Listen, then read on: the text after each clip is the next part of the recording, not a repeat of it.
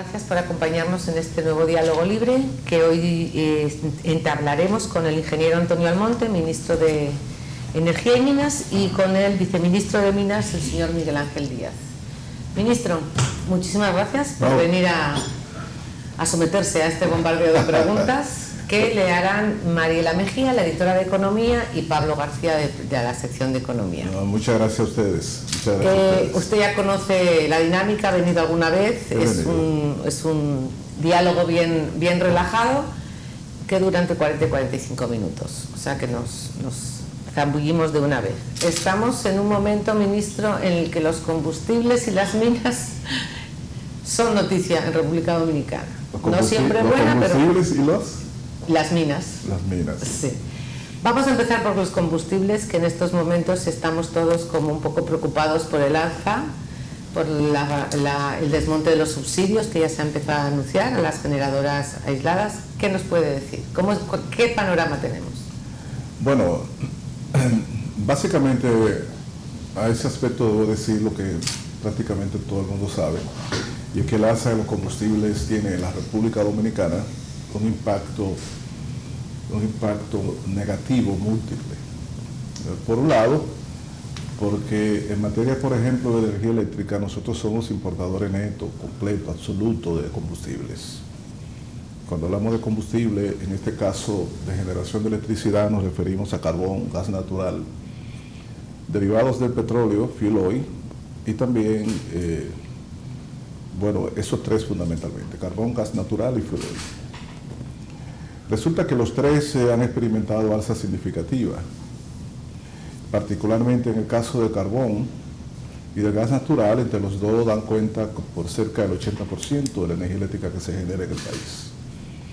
El gas natural un poco más que el carbón, pero los dos combustibles, esos dos combustibles básicos, han subido de manera casi violenta. Hemos tenido periodos en que se ha multiplicado por 4 el precio. Ahora mismo el carbón está a un precio muy elevado, el gas natural más que triplicado el precio con relación a un año atrás, 8 o 9 meses atrás. Y asimismo eso ha impactado el precio de aquello que se produce con ellos, que es la electricidad. Es el componente más impactante en el precio de la energía eléctrica en cualquier sistema, es el combustible que se consume. Y si el combustible se duplica o triplica, no necesariamente así el precio de generación, pero es muy significativo el impacto. Entonces nosotros tenemos empresas distribuidoras que están comprando energía eléctrica a los generadores a precio elevado, fruto fundamentalmente de esa alza de los combustibles. Nosotros tenemos que importarlo todo, el gas natural, el carbón, el fuel oil. Y no solo es un problema del alza de los precios del carbón y de esos combustibles, hay también a nivel mundial un problema logístico en lo que se refiere al transporte de los combustibles, que eso eleva también los costos. Tenemos esa situación. Entonces eso es un impacto negativo en donde las empresas distribuidoras que en el 2020 estuvieron comprando el kilovatio hora en términos promedio a 10.70, algo así, que después en el 21, pues bueno, subió un poco a 12 puntos y algo, ahora lo está comprando casi a 15 centavos de dólar el kilovatio hora promedio, 14, 15 centavos, y eso esa diferencia no la puede pasar de golpe al consumidor por múltiples razones. Entonces, nosotros tenemos esa situación. En términos, por ejemplo, específico, el precio de compra ahora ha sido casi de 15 centavos, 14.3 centavos de dólar por kilovatio hora. Entonces, ese precio o esa diferencia no se traspasa directamente a los consumidores por múltiples razones, porque sabemos que la tarifa, de acuerdo al pacto eléctrico, lleva un nivel de movimientos un poco más lento que lo que significan ese tipo de cambios de precio. Entonces eso es un aspecto negativo que la sociedad debe de reconocer y conocer, que son variables y son consecuencias de fenómenos que se dan a nivel internacional, no solamente el tema de la tensión de guerra entre Rusia y Ucrania. Es también un tema de una demanda exorbitante por parte de grandes potencias en el periodo preinvierno, que tiene mucho que ver con acaparamiento de carbón, de gas natural, etcétera, para asegurarse tener suficiente combustible para el largo invierno. Bueno, y también con el repunte de la actividad económica en muchas otras naciones después de la crisis de la pandemia. Eso ha significado cambio brusco. También vale la pena señalar, y hay que subrayarlo e insistir, en que eso ha tenido que ver con otro elemento estructural, y es que desde hace años las grandes naciones han establecido incluso fecha tope de finalización del uso de combustibles fósiles para cualquier cosa. Sabemos que los europeos, la Unión Europea, los chinos y otras grandes naciones que fueron históricamente demandantes de combustibles fósiles, de carbón sobre para todo, su desarrollo y la estructuración de su gran desarrollo industrial, etcétera, establecieron hace años una serie de normativas y acuerdos y lanzaron una estrategia de reducción drástica de combustibles fósiles para transporte, para generación de electricidad, etcétera. Y eso es un mensaje directo a los productores de esos combustibles. A los dueños de minas de carbón, pues es un mensaje de que no inviertan más en minas de carbón porque dentro de 15 o 20 años no van a vender carbón. O no hagan las inversiones y ampliaciones que se requieren en refinerías y todas las facilidades relativas a gas natural y a petróleo, sobre todo porque las transformaciones tecnológicas que se están dando por el lado de la demanda indica que cada vez habrá menos demanda. Habrá menos clientes y que vayan desmontando el negocio. De repente la estrategia falló, el tema del COVID, la pandemia y su repunte rápido de la economía, en momento en que todavía las renovables no eran reales y efectivas sustitutas de todos los combustibles fósiles, generó una presión de demanda inusitada en carbón y en gas natural, y cuando hay un desfase tan grande entre oferta y demanda, el precio sube. Entonces, vamos a ir analizando todos esos aspectos. Sí. Mariela. Sí, continuando con eso que usted menciona de que lo que se ve a futuro es no invertir más en carbón, porque habrían otras fuentes de energía más amigables al medio ambiente, pero aquí tenemos una planta en Punta Catalina que funciona con carbón. Le quería preguntar cuánto el gobierno ya ha gastado en compra de carbón, después que se hizo una licitación que la ganó una empresa, pero ustedes están comprando, o el gobierno, en el mercado spot carbón. De hecho, se tuvo que comprar carbón de emergencia en Colombia y aún no se ha sabido cuánto costó eso. Si vamos a hacer una suma, ¿cuánto estamos ya gastando en compra de carbón después de esta licitación? El Punta Catalina tiene un consumo de unos 5.000 y pico de toneladas de carbón diario. Lo que quiere decir que al año consume millones de toneladas de carbón. No recuerdo si 1.5 o algo así, depende de el ritmo de trabajo que haya tenido durante el año, porque hay momentos en que no está produciendo, porque se detiene, porque es por un desperfecto, por mantenimiento, lo que sea. Pero ese es el promedio.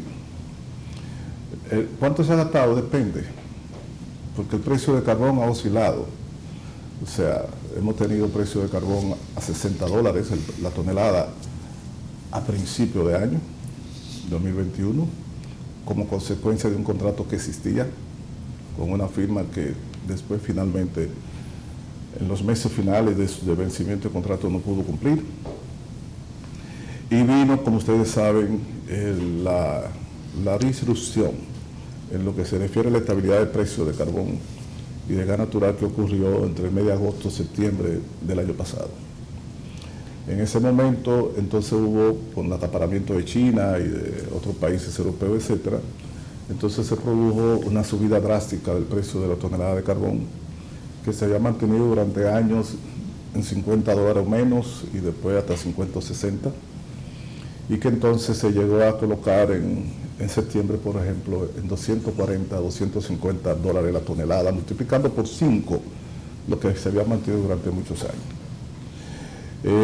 Cuando yo digo que se colocó en septiembre, quiere decir que en agosto ya estaba muy cerca, y después en octubre bajó un poco, pero después volvió y subió, y así sucesivamente. Significa eso que el precio de la tonelada de carbón ha variado. E incluso en las licitaciones hechas para contratos de abastecimiento ya firme de carbón por parte de una empresa, pues esas licitaciones que se han hecho en momentos diferentes en los últimos meses han tenido ofertas de precio también diferentes. Significa que es difícil yo decirte se ha gastado tanto, porque no hemos tenido un mismo ritmo de precio en el caso del carbón. Pero a propósito de eso, Punta Catalina tiene, que alguna gente dice y pregunta, bueno, pero ¿y cómo está ahora Punta Catalina? Punta Catalina, en el mes de septiembre, no recuerdo por ahí, octubre, hubo una sustitución, una destitución del anterior administrador de Punta Catalina. Y pues bueno, nosotros hemos seguido administrando, dirigiendo a Punta Catalina hay un equipo técnico de ingenieros que siempre ha trabajado en Punta Catalina, etcétera, que estaba bajo ese control, y nosotros hemos decidido, como un problema de comunicación, muchas interioridades, dejar que sea ese equipo que lleve la comunicación de la misma. Pero esa es la realidad. Se nombró un personal que donde hay empresarios y personas asesores. Pero ese personal es el personal que, hay un personal técnico que ha estado ahí en Punta Catalina desde su construcción. Y quizá alguno ha llegado después que nosotros en esta nueva administración, son ingenieros entrenados, capaces, de larguísima experiencia en gestión de planta, y ese es el equipo que está administrando Punta Catalina. Quería que me precisara algo, ¿por qué si se hizo una licitación no es una empresa a quien se le compra el carbón, sino que se sigue comprando en el mercado en oferta? ¿Por qué no una empresa provee si se hizo una licitación? Nosotros estamos siendo abastecidas, Punta Catalina está siendo abastecida de carbón por empresa que fue contratada mediante licitación. O sea, es una licitación, es un contrato de abastecimiento de largo plazo que se firmó. Nosotros hemos hecho licitaciones por más de 900.000 toneladas y se adjudicó hace unos meses, y entonces estamos recibiendo carbón derivado de ese. Es más, fueron dos firmas, porque quisimos no depender de una sola firma abastecedora de carbón, sino de dos. Hay una que ha tenido dificultades en abastecer, pero hay otra que está abasteciendo. Ministro, una pregunta. ¿Usted se siente cómodo con la figura del fideicomiso para Punta Catalina? Bueno, yo claro que sí. Yo considero que esa fue una iniciativa correcta por parte del gobierno. Tiene como propósito central tratar de garantizar que Punta Catalina sea administrada de la manera más transparente, que se retenga como propiedad del Estado. Y bueno, y eso en sentido general, que sea eficiente, etcétera. Naturalmente hemos tenido una discusión al respecto. Hay sectores que opinan lo contrario con toda su razón y su libertad. Y el presidente tomó una decisión que nosotros respetamos y consideramos. ¿Le sorprendió el ruido que creó? Sí, la verdad que sí. Y le voy a decir las razones básicas. En primer lugar, porque el decreto instruyendo el establecimiento de fideicomiso, el presidente lo hizo y lo publicó el 3 de septiembre del año pasado. O sea, no fue en octubre, ni en noviembre, ni en diciembre. Fue el 3 de septiembre del año pasado. En noviembre fuimos invitados por la Cámara de Diputados a una comparecencia para discutir y explicar los pormenores del fideicomiso. Junto con otra persona del ministerio fuimos y allí contestamos y discutimos con una batería de intervenciones de diputados de diferentes partidos. En noviembre, eso salió en la prensa también. Bueno, después hubo también la designación del Consejo Técnico, etcétera. Entonces en enero se destapa, si se quiere, para decirlo de alguna manera, un debate bastante fuerte sobre el caso de fideicomiso, que está siendo anunciado, había sido indicado, etcétera, etcétera, desde el 3 de septiembre.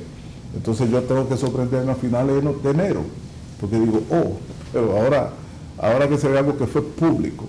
Pero el debate y la crítica siempre es buena, no importa la hora que llegue, siempre y cuando se canalicen de manera correcta. Pero aquel encuentro con los diputados, con los legisladores, estaban de acuerdo. No todos, pero la mayoría sí estaba de acuerdo. Pero hubo muchas preguntas, hubo críticas, señalamientos, cuestionamientos, pero la mayoría sí estaba de acuerdo. Pablo. Ministro, volviendo al tema de los hidrocarburos, la empresa Y hay un Apache, elemento más que vale la pena señalar, escúchame, el tema del fideicomiso, y es el que se refiere a que es importante los señalamientos críticos, porque no todas las cosas que se dicen, pero muchas de ellas pueden contribuir a enriquecer el mecanismo que se establezca. Pero también es importante que establezcan cuál es la opción.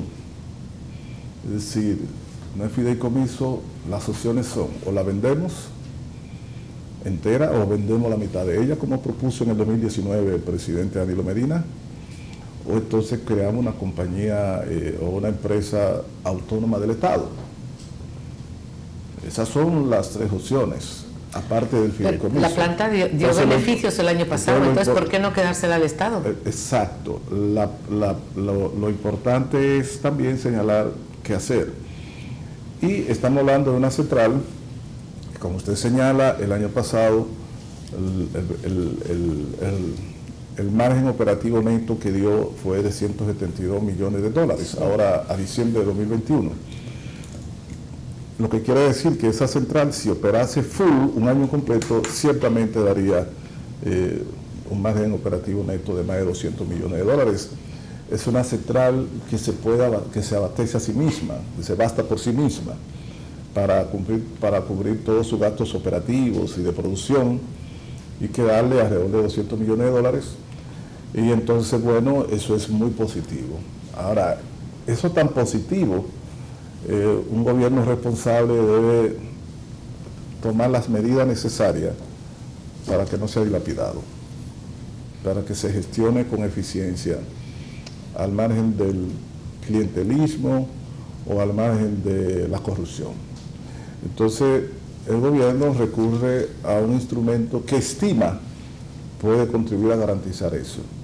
No necesariamente es el único, no es la única salida. Puede haber otros instrumentos, otras iniciativas, y eso yo espero que salga a relucir en el debate en el CES.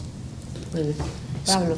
Buenos días, ministro. Volviendo al tema de los hidrocarburos, la empresa Apache ganó una licitación que posteriormente se concretó en un acuerdo para la exploración precisamente de hidrocarburos en la cuenca de San Pedro de Macorís. Eso fue hace ya más o menos 2 años. ¿Cómo avanzan esos trabajos? Este gobierno refirió ese contrato al Congreso por algunas modificaciones. ¿Cuándo se prevé que esos trabajos de exploración comiencen o si ya comenzaron? Bueno, el contrato se envió al Congreso, el Congreso lo aprobó ya hace tiempo, los trabajos comenzaron, están avanzando muy positivamente y de manera bien profesional y sin, más cosas. Han hecho ya varias campañas de exploración en San Pedro de Macorís, con barcos especializados, ya han obtenido muchas informaciones o datos, según los reportes que nos remiten, y sigue la exploración. Recuérdate que hay un proceso de exploración que puede ser algo breve, depende, y después, si lo encuentran, ¿no? Exactamente, y después viene, si lo encuentran y tienen éxito como nosotros esperamos, entonces viene la etapa de explotación.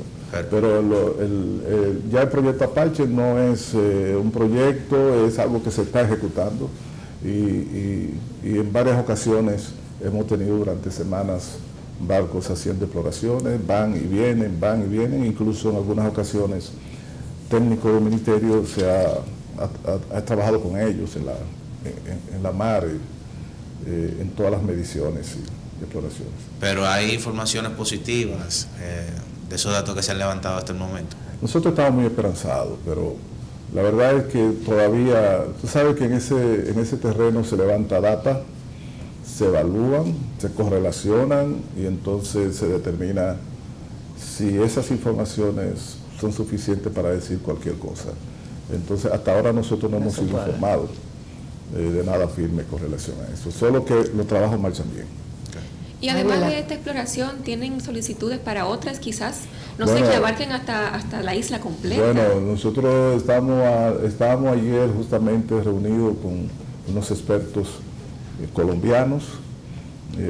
Ahora saliendo de aquí voy a otra reunión con el presidente de la Agencia Nacional de Hidrocarburos de Colombia, un gran experto, el doctor Zamora, y una delegación, porque este gobierno está empeñado en, de manera firme, pero bien profesional, hacer todas las gestiones que se requieran a los fines de investigar cuáles son los potenciales reales de hidrocarburos en esta isla.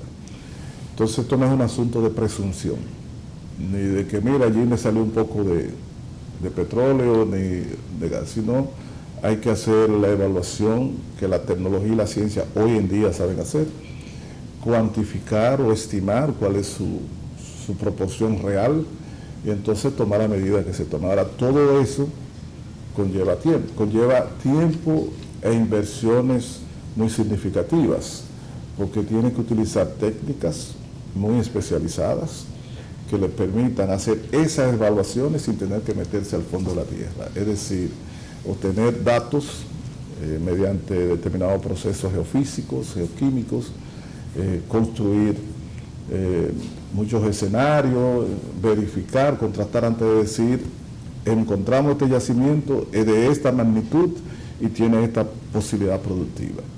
Entonces, para eso uno tiene que recurrir a los que saben o a los que tienen experiencia y camino recorrido. Lo que sucede en San Pedro de Macorís fue fruto de una licitación que se hizo, creo que en el 19, de varias cuencas, unas 5 cuencas que en la República Dominicana diferentes indicios indican que tienen potencial hidrocarburo.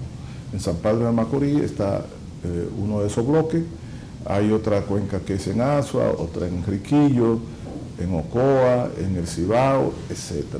Entonces, lo que se hace con eso requiere una gran inversión, dominio de gran tecnología y recursos económicos para los años y la campaña de exploración. Entonces lo que hace es que se hace una subasta y las grandes compañías expertas y con inversiones en el rubro participan en la subasta en función de los datos que ellos conozcan o perciban o se les muestren, y se le adjudica a la que haga la mejor propuesta. En este caso se le había adjudicado a Apache antes de nosotros llegar al gobierno, pero no habíamos firmado con el gobierno anterior, no llegó a firmar contrato, y nosotros recuperamos todo ese proceso, entramos en discusiones con Apache, hicimos las evaluaciones, las indicaciones, el presidente muy interesado, y con algunos ajustes entonces del contrato logramos firmar ese contrato. Ahora, para tener otra empresa que venga a hacer ese tipo de exploración con toda la tecnología y con todas las inversiones en otra cuenca, hay que hacer otra subasta internacional. Y para organizar eso es que estamos trabajando. Ministro, usted ha dicho en alguna ocasión que se ha llegado al tope en la producción, que hay que instalar nuevas plantas y que hay que... Eso, ¿en cuánto tiempo vamos a estar ya servidos del todo? Mire, le agradezco esa pregunta, Inés, porque yo quiero, si ustedes me ayudaran, yo quiero resaltar, o sea, si Diario Libre me ayuda, quiero resaltar ese aspecto que ha estado como medio subyacente en el debate sobre el sector energía en República Dominicana.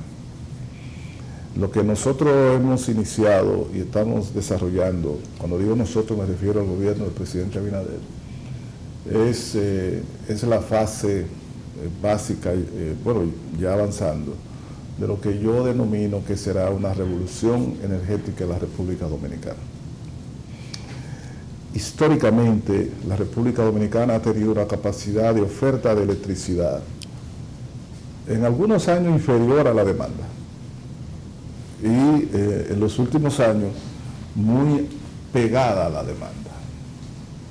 Eso es muy importante establecerlo.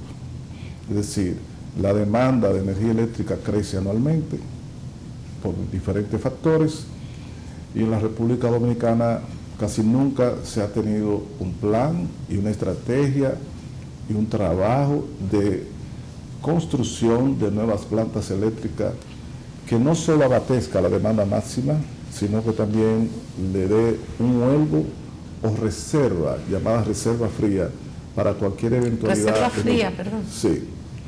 Los sistemas eléctricos tienen dos tipos básicos de reserva: la reserva caliente y la reserva fría. La reserva caliente es cuando una planta eléctrica que tiene una capacidad de 200 megas, por ejemplo, por razones del mercado, porque le solicitan o por lo que fuere, nada más está entregando 100. Esos otros 100 está disponible en caliente porque la planta está funcionando. Está entregando 100 porque eso es lo que le pide el organismo coordinador. Pero si le pidieran 150, sube. Los daría. Exacto. Entonces ese margen no producido de una planta que está operando se llama reserva caliente. Y las reservas frías son aquellas plantas que no están encendidas en este momento, no están operando, no están en línea, pero están disponibles, porque tienen combustible, están ready, bien, y están ahí para cuando la llamen. Entonces eso se llama reserva fría. Y todos los países mínimamente bien dimensionados en el sector eléctrico cuentan con una reserva fría de entre 10 y 15% de la demanda máxima anual. Al año usted tiene una demanda que crece y baja, pero hay uno que es el pico. Hay un mes y una hora que es la pico. Esa demanda máxima en el año, que aquí se dio a finales de septiembre del año pasado, alrededor de 3.180 y pico de megavatios. Esa demanda máxima anual, el 10%, 15% de eso es una cantidad de megavatios que se establece como reserva fría en una o varias plantas. Simplemente para que en el caso de que por algún desperfecto, por lo que fuere, plantas eléctricas normales tienen algún desperfecto, entonces salen de operación, pero el país ni se entera, porque la otra entra inmediatamente y sustituye. Por eso usted no ve apagones en España, o en Estados Unidos, o en Canadá, o en cualquiera de esos países, ni que porque una planta se dañó. Eso es absolutamente insólito ya en el mundo en el día de hoy. Una o dos plantas salieron y hay apagones, ¿no? Sencillamente el sistema se dimensiona de una manera tal que la reserva fría entra inmediatamente en operación y la gente ni se entera, porque que una planta se dañe es normal, como que un carro se dañe, son máquinas. Entonces cuando se planifica un sistema eléctrico se incluye la reserva fría. Nunca hemos tenido reserva fría, porque no es reserva fría una planta que usted no despache porque es muy cara. Es reserva fría plantas escogida en función de una tecnología, unos combustibles y unos costos que son adecuados para el mercado. Entonces, aquí nunca hemos tenido eso, Inés. República Dominicana no. Tuvimos mucha precariedad y por esa razón, incluso durante del 2009 al 2019, algo así, la oferta de electricidad a la sociedad americana fue el 85% de la demanda. No tanto porque no tenía capacidad de oferta, sino porque había lo que se llama los apagones financieros. Y entonces la sociedad se acostumbró a ese 15% de apagones financieros. Y se acostumbró tanto que cuando ocurre hoy, que damos 99% de la demanda, o 98, 99, cuando ocurre un apagón de 1 o 2 horas, la gente se irrita hasta piedra tira. Porque se acostumbró en meses a tener servicios eléctricos estables y en cantidad adecuada. Y sin embargo, había estado durante años teniendo solamente un 85%. ¿Qué nosotros hemos hecho para superar esa situación? Lo estamos haciendo. En marzo del año pasado lanzamos una licitación pública internacional de 800 megavatios para construirse en Manzanillo, 2 plantas de 400 megavatios, más una terminal de gasífera, que sería la primera en el norte y la segunda en el país.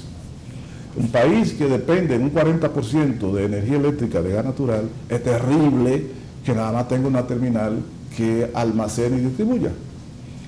Porque el día que esa terminal... Esa licitación se lanzó. ¿Y cuál es la esa licitación se lanzó y ahora, porque hubo, por diferentes razones, sobre todo asociada a la pandemia, oferente de diferentes partes del mundo, y justamente ahora, en este momento, se inició, bueno, yo diría que ayer se inició la evaluación de las ofertas de esa licitación, lo que quiere decir que es muy probable que ya el mes que viene tengamos los resultados de esas evaluaciones. ¿Hubo interés? ¿Hubo interés? Hubo interés, y no quiero entrar en más detalle porque está en esa fase delicada, pero está ahora mismo, está en esa fase de evaluación de las ofertas con un equipo nacional y extranjero de peritos técnicos y económicos, legales, etc.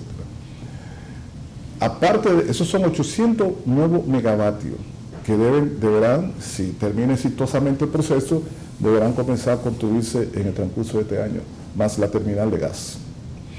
Pero el 1 de diciembre del año pasado lanzamos una licitación de urgencia para la instalación en el cortísimo plazo de 400 nuevos megavatios en varias plantas. En este caso se trata de plantas que ya existen, construidas en el mercado, y la mayoría de los casos que pueden operar desde plataformas, digamos, de barcaza. Esa licitación de urgencia fue concebida esencialmente para garantizar que en los meses calurosos del verano nosotros tengamos suficiente capacidad para satisfacer la demanda pico. Septiembre, octubre, agosto, nosotros tengamos 300 o 400 megavatios adicionales a los actuales para abastecer la demanda pico. Se lanzó esa licitación, se recibió esta semana, en el día de ayer, en la mañana, se recibieron ya las primeras ofertas, o las ofertas, si hubiera una apertura de oferta, y entonces se espera que en los próximos días, en el transcurso de este mes o a principio del próximo, se anuncien cuáles fueron las empresas ganadoras.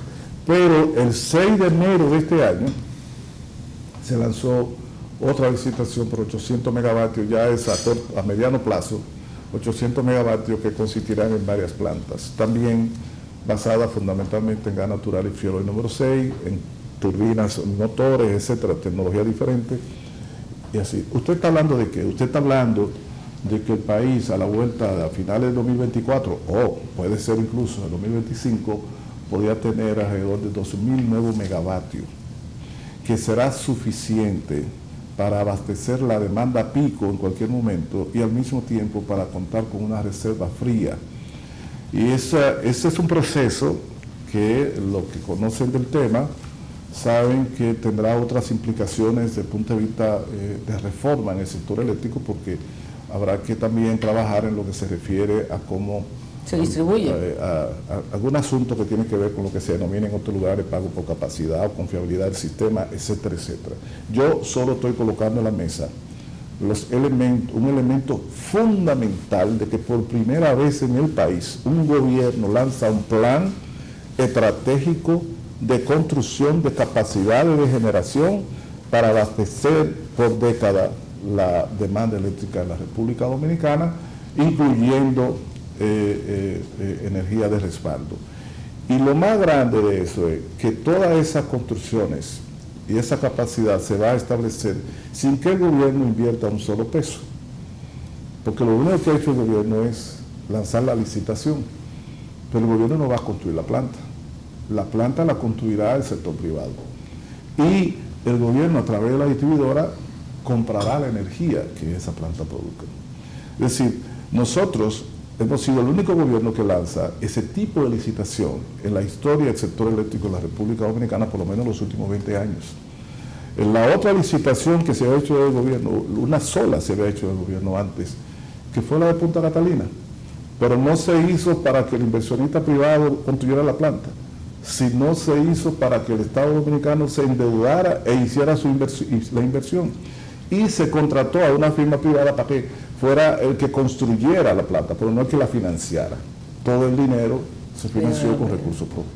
El único proyecto de envergadura, de amplio alcance en cuanto a crear la sólida infraestructura de generación con capital privado, pero iniciativa del Estado Dominicano, ha sido este que está desarrollando y poniendo en marcha el presidente Luis Abinader. Si usted le suma a eso los 644 megavatios de energía solar mediante contrato PPA que este gobierno ha entregado en este año y pico, que es más del doble de todo lo que entregó la administración anterior o durante décadas anteriores, usted está frente a un proceso que va a significar para el sector eléctrico dominicano una verdadera revolución, un verdadero cambio, y que el país comenzará a ver los resultados positivos dentro de unos años, porque en el sector eléctrico, como en otros sectores de infraestructura, las cosas se incuban durante un tiempo antes de que la gente comience a ver los resultados.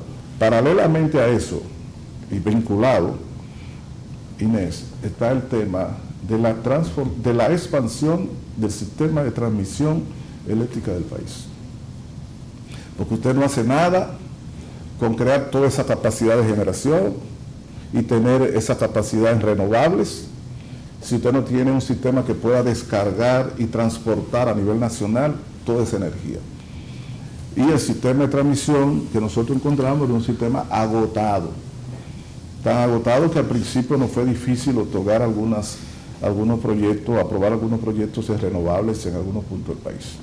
Pero iniciamos el año pasado el proceso de expansión del sistema de transmisión, que consiste en nuevas líneas de 138 kV, en nuevas subestaciones y sobre todo en una línea de alta tensión de 345 kV interconectado a través de la subestación de Bonao con la subestación del Naranjo cerca de Santiago. Y después la expansión de esa línea desde Guayubín hasta el Naranjo. Es una línea clave en la descarga de la energía de Manzanillo. Pero también desde el 15 de Azo hasta Punta Catalina, una línea de 345 en el sur. Y una línea desde San Pedro de Macorís hasta Guerra y las correspondientes subestaciones. Y usted dice, ¿eso qué significa? Eso significa que, por ejemplo, en el caso del Cibao, después de esa interconexión de la subestación Julio Sauri, interconectada a través de la subestación de Bonao hasta el Naranjo, cerca de Santiago, eso significa que se duplicó la capacidad de transporte de energía desde el sur hacia el Cibao y de allá hacia acá. Porque en el sistema eléctrico el problema es no tener la planta solamente, sino las redes, si están en capacidad de transportar. En capacidad y en buen estado. Claro. Entonces, este proceso de expansión que debe culminar entre finales del 23 y principios del 24, significa también la creación de esa capacidad de infraestructura de transporte de energía y potencia a nivel nacional, para que toda la energía que produzca la planta pueda ser consumida en cualquier comunidad. Eso tiene un impacto extraordinario en la estabilidad del sistema, en la calidad del sistema, pero también en la incorporación de comunidades remotas con estabilidad a todo el sistema troncal de generación y de distribución de electricidad. Perfecto. Y por eso es que yo he dicho que esas iniciativas están constituyendo un paso de real cambio en el sector eléctrico de la República Dominicana. Mariela. Usted menciona a esa parte de que estos planes permitirán que comunidades remotas accedan a la energía. Recientemente DESUR informó de una comunidad en San Juan que tenía 20 años esperando que le instalaran el servicio energético. ¿Usted tiene algún estimado de cuántas comunidades o cuántas familias en el país aún no tienen servicio de energía eléctrica? Bueno, los análisis, los indicadores que tenemos es de un poquito, alrededor del 3% de la comunidad todavía no está conectada al sistema eléctrico. ¿Y dónde están ubicadas esas comunidades? En regiones, sobre todo en regiones rurales, y algunas suburbanas, pero sobre todo en regiones rurales. Y nosotros, por ejemplo, entre los cambios que hemos hecho fue la transformación de la unidad de electrificación rural y suburbana WERS, que operaba antes independiente y era como una pequeña corporación. La hemos transformado y constituido en una unidad de dirección en el Ministerio de Energía y Minas y hemos elevado el número de proyectos rurales. Realmente creíamos que tenían en marcha más proyectos, pero eran relativamente pocos. ¿Esas son las pequeñas hidroeléctricas? Hay pequeñas hidroeléctricas, hay también proyectos solares, fotovoltaicos, y en escuelas rurales, una serie de proyectos. Y nosotros estamos ahora justamente tratando de triplicar la cantidad de proyectos rurales y suburbanos. Y debo decirle que cuando uno se desplaza por el país se da cuenta lo importante de eso. Son muchas escuelas rurales, que pueden beneficiarse de proyectos de electrificación rural y suburbana, proyectos fotovoltaicos, en algunas comunidades también con mini centrales hidroeléctricas, y esa es una de las actividades importantes que hay que seguir ayudando en el país. Pero además, las propias distribuidoras, y ahora impulsado por la empresa de transmisión de electricidad, puede expandir más sus redes formales, que son más sólidas, más robustas, interconectar a todas esas comunidades, que es importante que esta distribuidora lo haga, porque ya nosotros en esta altura del juego no podemos tener comunidades desvinculadas de las posibilidades de participar en actividades productivas, sociales, educativas, culturales, que un poco lo incorporen más a la comunidad dominicana. Pablo. Ministro, en su primer diálogo libre usted dijo una frase que fue titular, que fue que las sedes fueron sometidas a un desmadre en la pasada gestión. Y el año pasado las empresas distribuidoras se constituyeron y depositaron una querella ante la Procuraduría General de la República. Al día de hoy, ¿qué se ha avanzado en las empresas distribuidoras con relación a cómo ustedes la encontraron? Y el presidente anunció auditoría a Punta Catalina, auditorías que ustedes, proceso de licitación que ustedes también habían iniciado, ver si ya han habido algunos detalles que nos pudiera adelantar de la auditoría de Punta Catalina. Licitación de... para las auditorías de Punta Catalina. O sea, tú me estás haciendo dos preguntas. Dos preguntas, Okay. exacto. 3, 4. No, mira, con relación al desmadre que yo dije, que ciertamente fue así, y después, si uno lee bien el contenido de aquella querella, aquella denuncia, pues puede verlo en serie de datos y evidencias. Pero bueno, esa página ya está en otro lugar. ¿Qué hemos hecho? Una de las grandes pruebas que hemos tenido, que ha tenido el gobierno, es el tema de cómo avanzar en la reforma en términos de eficiencia gerencial y de servicio de las empresas distribuidoras. Yo te puedo decir que como resultado, al día de hoy nosotros encontramos, por ejemplo, la cosa que siempre se cita de la distribuidora, pérdidas en alrededor de 34%, cuando llegamos en agosto del 2020. Las pérdidas, no dio brega, pero las pérdidas hoy día, en el mes de enero, andan en 27.7%. Es decir, no hemos incrementado la pérdida, hemos reducido la pérdida en los últimos tiempos. Nosotros encontramos una cantidad de empleados, una nómina de empleados de 8.700 y pico. Hoy tenemos 7.500 y pico. Hemos reducido alrededor de 1.200. No es el número que buscamos. El número, según los estudios de expertos, es decir, de compañías expertas, debería estar alrededor de los 3.000 o un poquito más.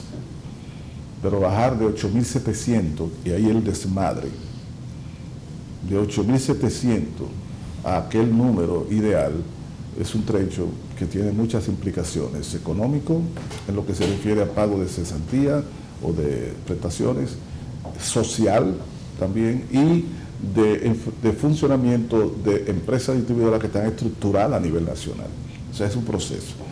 Lo importante en el caso de esta gestión es si el tema ha sido incrementarlo o reducirlo.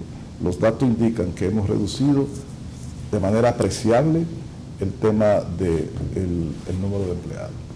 En términos de gasto de personal, algunos críticos señalan sabiamente, ha incrementado el gasto de personal, los mantiene. Bueno, súmele al salario, al sueldo, súmele los gastos de prestaciones por desvinculación y le va a dar, obviamente, temporalmente, un incremento en el gasto de personal. Ahora, si usted se da los números que es relativo a los pagos de salarios, sueldo, etcétera, usted va a encontrar que ha habido una reducción apreciable. El otro aspecto es nosotros hemos incrementado el cobro, o sea, cliente cobrado, o sea, el número de clientes que se le ha cobrado en más de 140.000, así, si no recuerdo mal, clientes. Hemos Ha aumentado también la facturación consecuentemente. La cobranza se mantiene a un ritmo alrededor del 95%. Hemos aumentado la disponibilidad del servicio, de antes era 85%, la encontramos alrededor de 90 y piquito y la hemos aumentado a 98-99% la disponibilidad del servicio. Hemos sido, creo yo, más transparentes en lo que se refiere a las licitaciones para compra de materiales. Nos critican algunos analistas de que hemos caído muy bajo en las inversiones. Es verdad.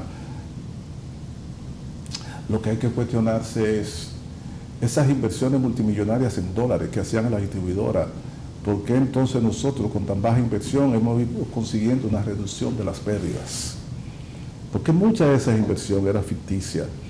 Mucha de esa inversión sirvió para justificar sobrecostos, apañamiento y beneficio a suplidores o contratistas vinculados al gobierno anterior y a la corrupción.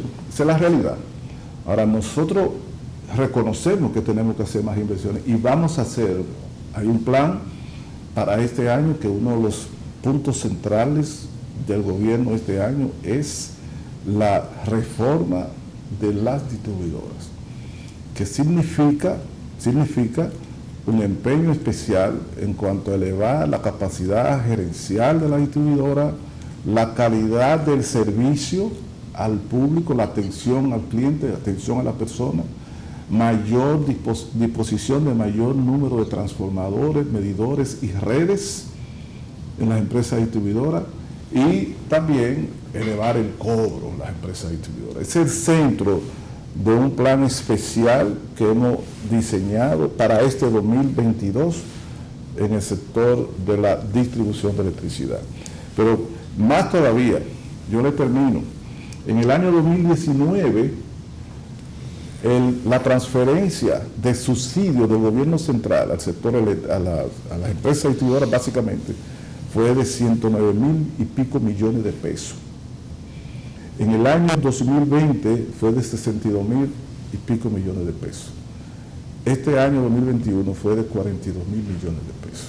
Es decir, el gobierno ha disminuido la transferencia de subsidio al sector eléctrico en este periodo, lo que significa que no es cierto las versiones que han propalado algunos de que las empresas distribuidoras han tenido una corrida hacia lo peor. Es lo contrario, las empresas distribuidoras han tenido una corrida hacia la mejora, muy insuficiente, muy lejos todavía de lo óptimo, muy lejos de pérdida que oscilen de 15% hacia abajo, muy lejos de tener una cobranza del 98, 99%, muy lejos de reducir los gastos operativos a los niveles que se correspondan, pero también bastante distante de lo que prevalecía hace 2 o 3 años. El camino que hemos iniciado es el camino de eficiencia, pero ha sido un camino escabroso, difícil, porque las distribuidoras llevan en su cuesta décadas de clientelismo político y de absoluta discrecionalidad en gastos operativos, sin ninguna sensibilidad frente a la demanda de la sociedad por un servicio eléctrico correcto, sino total discrecionalidad y sin pagar ninguna consecuencia. Entonces, revertir esa situación ha sido nuestra tarea, que ha sido una tarea difícil, pero hay gente que te pide en un año lo que no se hizo en 20 años. Yo te puedo dar un dato. Yo sigo siempre los trabajos en Diario Libre en el sector eléctrico porque son críticos y muy profesionales. Entonces, le puedo dar un dato y te invito, si no lo ha hecho, a que lo busque. Si tú haces alguna revisión histórica, tú vas a encontrar que en EDESTE, durante casi 10 años seguidos, hubo una inversión multimillonaria en dólares. Te puedo mandar después el dato. Cientos de millones de dólares durante casi 10 años seguidos.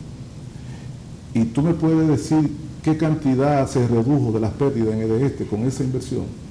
Menos de un 1%. Eso es increíble. Cuando yo hice los cálculos, que proyecté la curva y todo, fue una recta. Desde un año hasta 10 años después. Cuando tú sumas la inversión, cientos de millones de dólares, inversión en EDESTE, impacto en la reducción de pérdida, menos de un 0.70, 0.8%. Esa es la inversión que reivindican algunos, esa es la que nosotros vamos a hacer.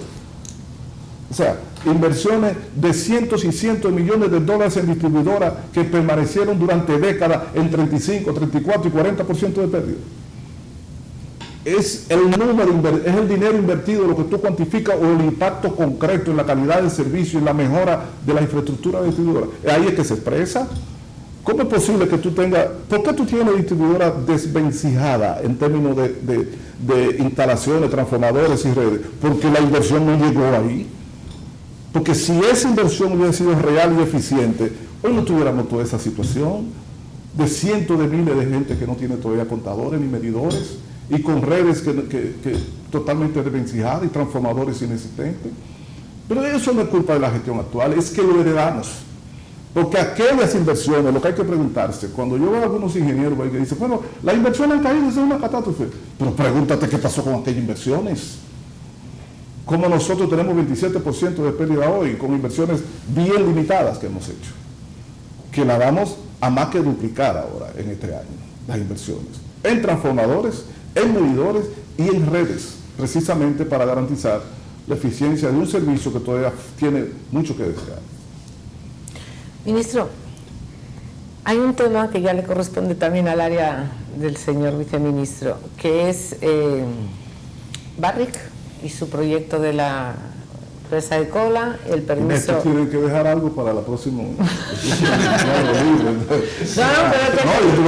luego va a otro lado y le preguntan lo mismo y me quedo con la duda. Lo digo como una contribución a ti, ¿no?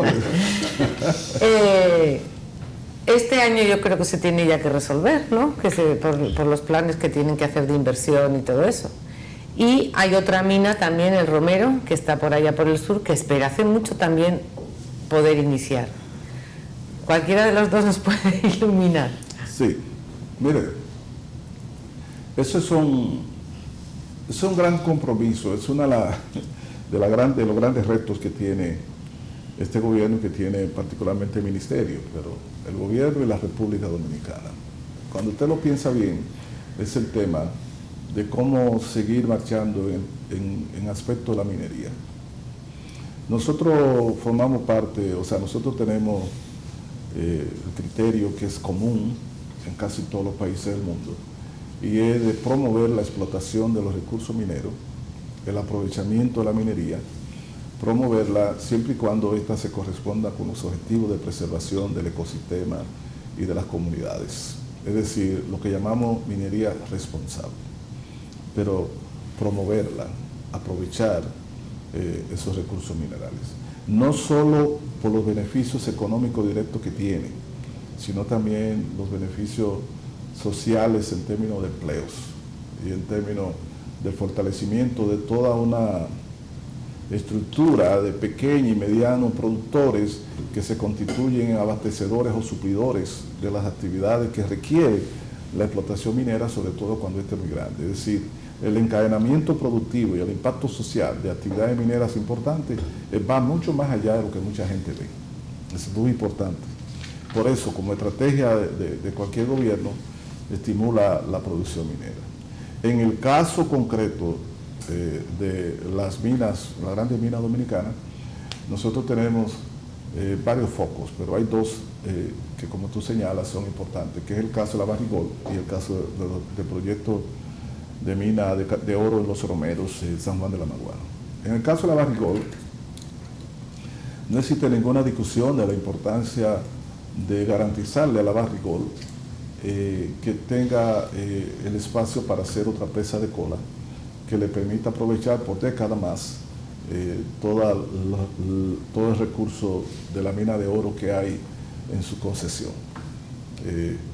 Entonces, la Barrigold, nosotros le hemos sugerido y ellos han avanzado en cuanto a más de una opción para la construcción, de localización para la construcción de la presa de cola.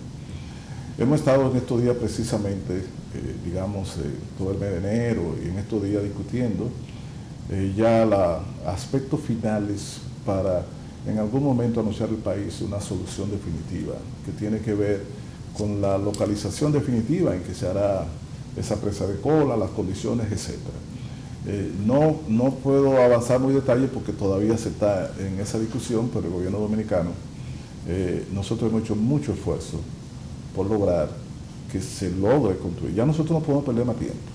La República Dominicana y particularmente la Barrigol, que tiene un cronograma bien claro y eficiente, digo yo, de aprovechamiento de su potencial de oro en el mercado internacional, no puede tampoco perder mucho tiempo y yo pienso que más temprano que tarde debe anunciarse para una solución satisfactoria que le permita a ese gran proyecto minero seguir expandiéndose, seguir produciendo y que las consecuencias en la sociedad o en el medio ambiente también sean absolutamente tolerables. Se deduce que sí, que van a darle el permiso, lo que hay que definir es dónde. El gobierno dominicano no va a dar ningún permiso a ningún proyecto minero que tenga el más mínimo indicio en los estudios de impacto ambiental y las evaluaciones que haga el Ministerio de Medio Ambiente y las oficinas expertas y que sea negativo para la sociedad.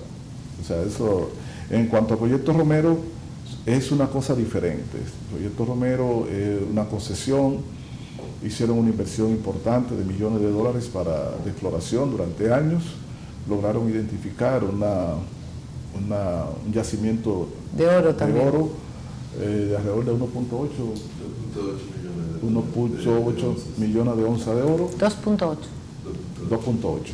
Y entonces se está a la espera hay un proceso, todos sabemos que hay algún movimiento que se opone a nivel comunitario, posiblemente no sea las dimensiones que a veces se quiere proyectar, pero para nosotros es significativo cualquier ciudadano o grupo de ciudadanos que exprese con todo su derecho cualquier tipo de reparo.